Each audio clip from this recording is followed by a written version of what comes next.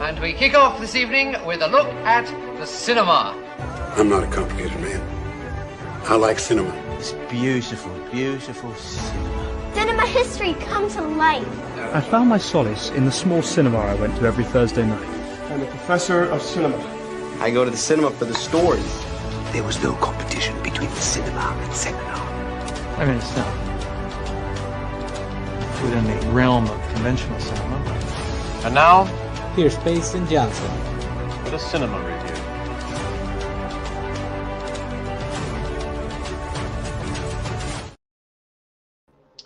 It is Monday, 8 EST, March 24th, and thank you for joining me for another episode of Cinemasters Reviews. I know I've had a few weeks off, and I want to thank you all for being patient with me. Had a lot of life stuff come up, some not really anything like super horrible, just a little stressful. A lot of good stuff. Went out of town for a little while for my vacation. But I'm really happy to be back. Only going to be talking about one movie tonight. I do need to change the title. I was not able to see Alto Nights, but I was able to see Snow White, the latest Disney live-action remake by director Mark Webb. I say we jump right into it. Snow White, directed by Mark Webb. This is the latest in Disney's newest sense of cash grabbing, if you will, even though technically all movies are cash grabs.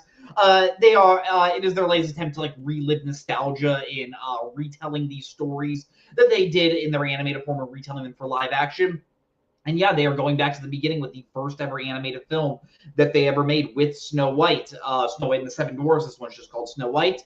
If you don't know the story of Snow White, it is about a evil queen that wants to be the most beautiful woman in her kingdom. She asks a mirror, hey, am I the most beautiful person? And the mirror says, no, there's this woman named Snow White.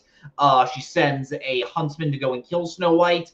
Huntsman ends up failing, and Snow White ends up meeting a bunch of seven dwarves, and she ends up changing their lives and making them look at the world in a better way. A conflict with the queen exudes. It's a fairy tale. I think most people know the story of it. Going into this movie, I was a little perplexed as to why we were getting a live-action remake of this, mainly because the fairy tale of Snow White is so simple and the story is just so simplistic and just so like innocent in a way. Like it is the story of a human character finds this group of outcasts. She becomes friends with them. They initially don't like her. They begin to they begin to enjoy her. She ends up getting knocked out by the evil queen. Prince comes and rescues her. True love's kiss awakens her, and they live happily ever after. It is about as universal of a story as you can make. Not like this like high art sort of thing, but it has its charms. Like the original Snow White has a lot of its charms, and I haven't been the biggest fan of a lot of these Disney live action remakes. And coming into this one has had a troubled production, to say the least. Not necessarily as if like behind the scenes, like Rachel Zegler, who plays Snow White in this one, or the director were like fighting backstage, but more so that like the second we saw those first behind the scenes images, I think everyone sort of had a pause of like, ooh, this doesn't look great. Rachel Zegler is an actress that seems to rub people the wrong way with her like theater kid-esque attitude. Gal Gadot, I know if you look into her politics, most people, a lot of people have a lot of issues with those. I'm not going to get into that. I'm just reviewing the movie. Going to this movie, though, I did not have my pitchforks out. I go into every movie the same way, where I really hope it's going to be good. I sometimes have predictions as to whether or not it's going to be good or bad, but I really did hope this movie was going to be good, which makes me a little sad to say that everything you have been hearing about this movie in terms of how bad it is 100% correct. This movie is a steaming pile of shit. Like, I'll be honest, it has been a minute since I have seen a movie that is this bad. I don't like swearing like too much on this movie, but I might get a little exploitative here because this kind of shows everything wrong with everything Disney has been doing with these live action remakes. And I think the number one thing is this is a movie. The original Snow White was a little over 80 minutes. So that's an hour and 20 minutes. They tried to stretch this movie out to an hour and 50 minutes. And you can very clearly tell this is not a story that warrants a giant giant stretch of storytelling. Nick and Bo says your mom is watching. Sorry, Mom. This one might not be the biggest. You might not be the biggest fan of this review, but I got to be honest. This is a story that it seems so simple. Like even in 80 minutes, you feel like you have a full story. And adding that extra 30 minutes with adding context to Snow White's life, we get a little bit of history before she runs off into the woods. There's some weird history of how she of why she was a princess. She was obviously born into royalty. You see her life with her mom. Her mom dies. Her dad marries the evil queen, and then her dad gets exiled. And just everything there, Snow White eventually goes into hiding because the evil queen wants to kill her. Everything there just seems so padded out in order to get this movie to a reasonable blockbuster length, I guess. And I think it just shows how unnecessary the padding of all these Disney animated movies, like with the length, feels. It's not as bad. Like for me, the pinnacle of this example is the live action Lion King. I'll just say the 3D animated Lion King because there's nothing live action about that movie. That movie took another 80-minute movie and stretched it out to be like a little over 2 hours, and everything they added there just had no purpose. This one, I guess you can see like a hint of a purpose, and you can see what Mark Webb was kind of trying to do. But for the most part, I think it just comes down to the core. This does not need to be like a little under 2 hours. If I were to talk about positives first, I think Rachel Zegler is doing the best she can with this role. Snow White, she's an iconic character. There is not a ton to her in terms of like personality. She is someone that is waiting for a prince to come and save her. She always has this super optimistic personality, and there's not much else to her. And I will give Rachel Zegler credit. She does the best with what she has. She does make the character very likable. She has that optimistic charm to her. If you've seen Steven Spielberg's West Side Story, you know how great of a singer she is. And her songs are probably the only songs I did find myself enjoying. The Whistle While You Work number is pretty charming, where she is hanging out with the dwarves. We'll get to the issue with the dwarves in a second, but Rachel Zegler as Snow White is not the issue with this movie. No, the major issue in terms of acting was Gal Gadot as the evil queen, who I'm just gonna say it, absolute gutter trash in this movie. Like one of the worst performances I've seen from like an A-list star in a while. Now, people have been talking about for a while, is Gal Gadot really a great actress, or is she even a good actress? I think most people admit she's pretty enjoyable in Wonder Woman, at least in that first movie, but she hasn't really done much else outside of that to prove she is a great actress. I've heard a lot of people describe her as the female Arnold Schwarzenegger, where yes, she's not necessarily in terms of talent wise like that great of an actress, but she might be a really good performer, and she has great screen presence with how she looks. I can't even give her that because she is so uncharismatic, so unlikable in this movie, and just feels so dry, so wooden as the evil queen. And the evil queen is like about as bare bones as a villain as you can get in that original animated movie. She hates Snow White because a mirror tells her she's more beautiful. You as an actress can have a lot of fun with that role, and she doesn't have any fun. She delivers her line with the same wooden cadence in her voice. She has her song, Fairest of Them All, is almost laughably bad with how atrocious it is. All the choreography that the director had to do around her to like hide the fact that she can't dance. The whole idea to give her just this one solo song was baffling because she cannot sing to save her life. Like she is Russell Crowe and Les Miserables bad. Like maybe not as bad because that movie is having him do more, but she, like, this one song she has, she is absolutely abysmal, and every time she comes on screen, it just slows the movie to an already huge halt that it takes a bad movie and makes it even worse. Just looking at my notes. The second this movie started, I knew I was going to be in an issue because even before the actors started talking, from the production design and the obvious green screen, I could tell just how cheap this movie looks. This movie had a huge budget. I want to say it had like a $250 million budget. I'll look up the specifics in a second.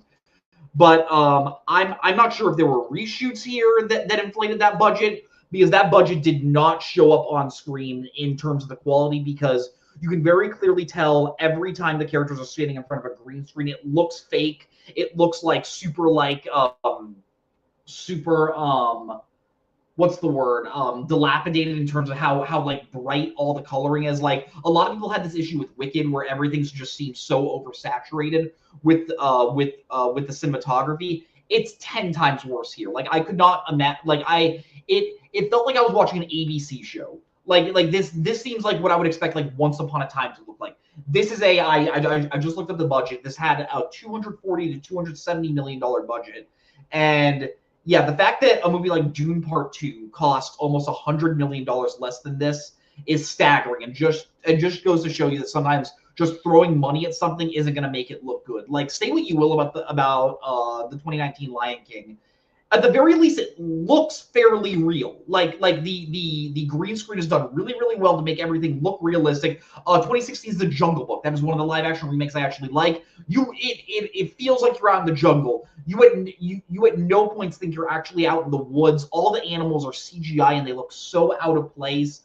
I've seen some defenses where they say like, oh, the animals being CGI makes it look more fantastical and adds a little bit of whimsy to it. More power if that worked for you. It did not work for me, and I just thought all the uncanny CGI and all the cheap looking green screen kept on pulling me out of the film and kept on keeping me from really enjoying this movie. Yeah, let's talk about the dwarves.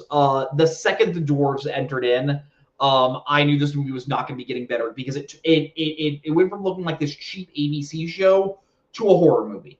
The dwarves look absolutely awful. It reminded me of the motion capture in the Polar Express, with how they're trying to make it look real, but they're just CGI like mush goblins, and there's nothing fun about looking at these creatures. Like, these dwarves aren't supposed to look scary. They're supposed to look like some of them are supposed to be tough, some of them are supposed to be are supposed to be endearing, but I wouldn't say they're supposed to be scary. And in all these dwarves, every time I looked at their face, it just felt unsettling.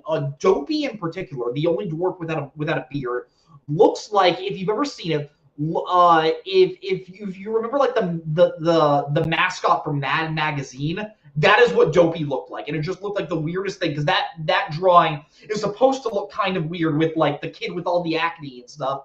And I just could not get that out of my head when I was looking at Dopey.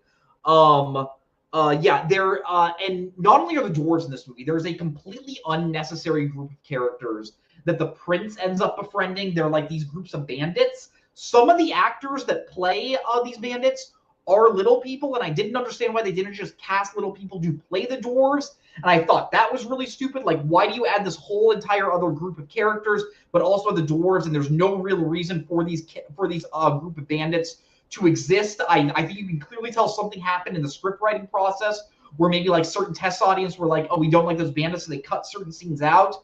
I don't know. I just found that really stupid. I didn't understand why we're adding another group of characters. And yeah, nothing about these dwarves are memorable at all. Like, I just remember that original movie. All the dwarves have very distinct like personality traits.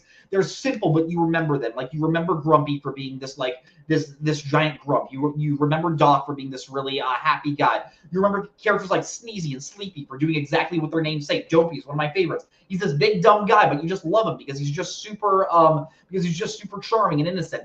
None of these dwarves have any moments, and thinking about this movie after seeing it like 3 days earlier, I struggle to think of any like really humorous moments that Snow White has with these characters. Like I said, some of the songs are okay, most of them are not. I think all the new songs that were added for this movie really don't add much to the story. The songs were written by Paul and Pescal. I believe that's that song duo. These are the guys that did the songs for The Greatest Showman, for Dear Evan Hansen, so you know they can do catchy songs. And with the exception of one song, Waiting on a Wish, I can't remember any of the new songs. And yeah, just fairest of them all is it's going to take a while for a movie scene to be worse than that scene this year for me. So yeah, wasn't a fan of any of the new songs. Just talking about like the story structure of this movie, it's not really a movie I can really spoil too much. Like, it doesn't deviate from the original story of Snow White. And when you get towards the end, it feels like we're building towards this big battle of Snow White, like leading an army to go fight the evil queen, which is just so stupid. Like that is one of the things I hate the most about these Disney live action remakes is their insistence to make these stories bigger than they need to do. I think of the ending of Alice in Wonderland where it ends with Alice having to fight this giant dragon, and I just thought that was just really stupid. Thankfully, like the movie teases you into thinking we're leading to a huge battle and Snow White's going to lead her people, but we don't really do that. She's just sort of like talk no jutsus the evil queen into stepping down, which at that point I'm just like, if you're going to tease a huge battle, just do it at the end of the day. Like it might be stupid, but like if you're going to tease the audience like that, it feels really stupid that you don't pay that off. So I just found that really silly, and I think that just kind of shows that like the story of Snow White shouldn't like be bigger than it is. It shouldn't be made to be more epic. This is a fairy tale for kids. Like it's okay for it to live in the animated version, or even just like if you want to remake it, just remake it in 3D, I guess, and update it for modern audience. Like the idea of just saying, okay, we're gonna take the original Snow White, we're gonna add more lore, we're gonna make all the dwarves CGI, and we're gonna make it feel more epic. It's just such a stupid idea, and I just found myself just facepalming the entire time.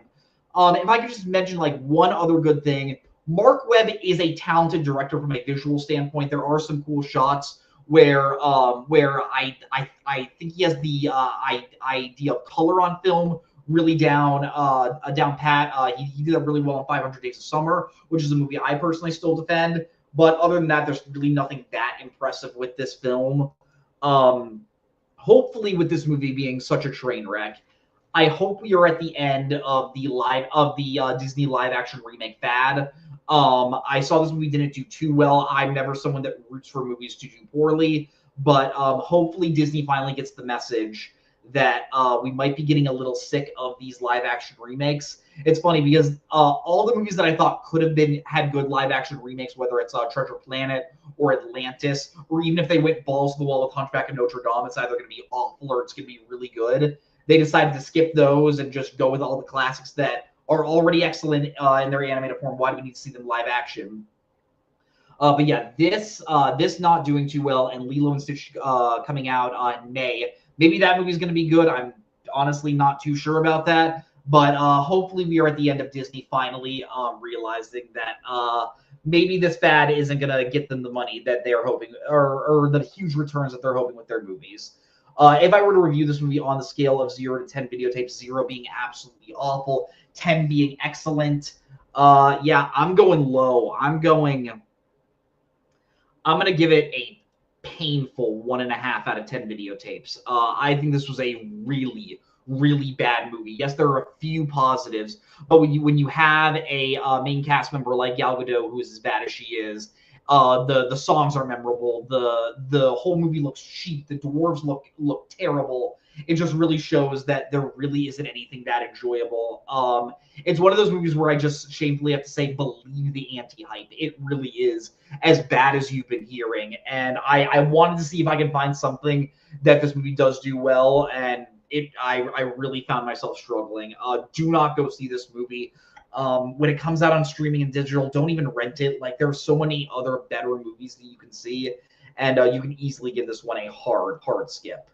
But thank you all for watching. Remember to like this video and subscribe to the video store. It helps grow our channel a lot. Next week, I promise I'm going to be seeing 2 movies. I want to get back into the groove of releasing this every week. I'm absolutely seeing Working Man, the new Jason Statham, David Ayer movie. I love The Beekeeper last year, so I'm really excited to see this one. And I'm probably going to see either Death of a Unicorn or one other movie. But yeah, Working Man is definitely the movie I'm the most excited for seeing. But yeah, thank you all for watching. Remember to like this video and subscribe to the video store. Helps grow us a lot. And remember, as always, watch more movies. And the award for most vapid film review of the century goes to... Okay, movie review. Okay, I thought it was beauty. And he's now in cinema hell, where one day we'll all be reunited. This is me at the Regal Cinema crying as I did through much of the film.